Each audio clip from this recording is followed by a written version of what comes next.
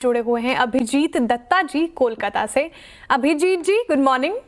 Good morning madam, मेरे पास 119 share IRDA का है, 259 रुपए में लॉन्ग टर्म के लिए होल्ड करना चाहती हूँ। ठीक है, तो लॉन्ग टर्म के लिए हाथ से आप होल्ड कर रहे हैं अपने पोर्टफोलियो में। कब लिया था सर ये आपने? ये तो 6 महीने पहले नहीं आता, 6 महीने 7 महीने हो गए।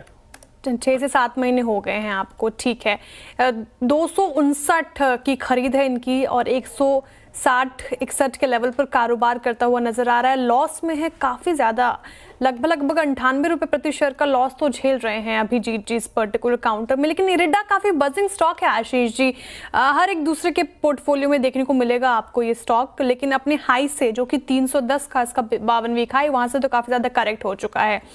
लेकिन एक महीने में देखें ठीक ठाक रिटर्न ने दे दिया है अभी तक, तो लगभग 15.16% का रिटर्न।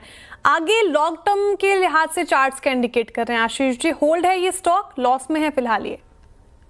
जी देखिए, होल्ड करने की सलाह है। जरूर इनमें इनको लॉस हो रहा है, लेकिन हमें लग रहा है कि पावर सेक्टर में एक अच्छा मोमेंटम अब स्ट्रॉन्ग देखने में मिल रहा है और मोस्टली पावर स्टॉक्स जो है उसमें आज बहुत अच्छी बाइंग इंटरेस्ट देखने मिली है। इनफैक्ट एक रिवर्सल क्लियरली विजिबल है।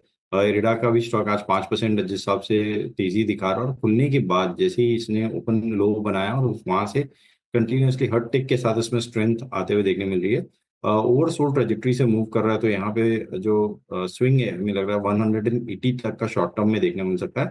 होल्ड करें इस पोजीशन को। एक स्टॉप लॉस जरूर 150 का लगाए। 180 का अगर ब्रेकआउट आता है और सस्टेन करता है तो इसमें शायद 197 तक का भी मूव देखने मिल सकता है। तो ये थी राय इरेडा पर। चलिए आगे बढ़ते हैं और गुजरात से जयेश जी हमारे साथ जुड़े हैं। जयेश जी गुड मॉर्निंग। गुड मॉर्निंग जी आपका सवाल। मैंने रिलायंस खरीदा है 260 शेयर्स, 1461।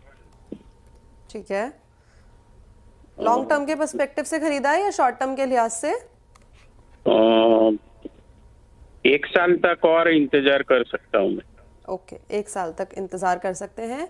1461 की खरीद है और करंटली अगर ट्रेडिंग प्राइस देखा जाए तो 1240, 2% का आज हमें इजाफा देखने को मिल रहा है। खबरों के लिहाज से भी ये फोकस में बना हुआ है। बहेती सर, आगे की ट्रेजेक्ट्री किस तरीके की है, क्योंकि जो खरीदारी का भाव है वहां से तो डेफिनेटली करेक्ट हो चुका है। जी देखिए, करेक्ट जरूर हुआ है, लेकिन एक अच्छी अपॉर्चुनिटी बनी है। जनरली हम एवरेजिंग की सलाह नहीं देते, बट जो निफ्टी के लार्ज स्टॉक्स होते हैं, निफ्टी 50 या बैंक निफ्टी के लार्ज स्टॉक्स जो है, उनमें हम जरूर बोलते हैं कि आप इन लेवल्स पे अगर आपको करेक्शन मिल रही है तो एक अच्छी अपॉर्चुनिटी है। अगर ये खरीद सकते हैं तो एसआईपी मोड से हमारी सलाह रहेगी कि रिलायंस में पोजीशन धीरे धीरे बिल्ड करना वापस चालू करें, सो दैट इनकी एवरेजिंग भी कम होगी और एक पोर्टफोलियो में एक अच्छा स्टॉक भी इनका बिल्ड हो जाएगा। हमें लग रहा है कि जो सेटअप बना है रिलायंस का, अभी वापस 20 डेमा के आसपास आ गया और अब ये एक पुल बैक शायद दे सकता है, क्योंकि इसे 1330 अनदर 100 रुपीज का हम यहाँ से अपने एक्सपेक्ट कर रहे हैं रिलायंस में। तो यहाँ पे बने रहने की सलाह है। जो एक स्टॉप लॉस इन्हें मेंटेन करना चाहिए 1190 का, कि सेल मेंटेन करें। 1190 का स्टॉप लॉस मेंटेन करके रिलायंस में आप एसआईपी के जरिए धीरे धीरे करके निवेश कर सकते हैं, लेकिन एक स्टैंडर्ड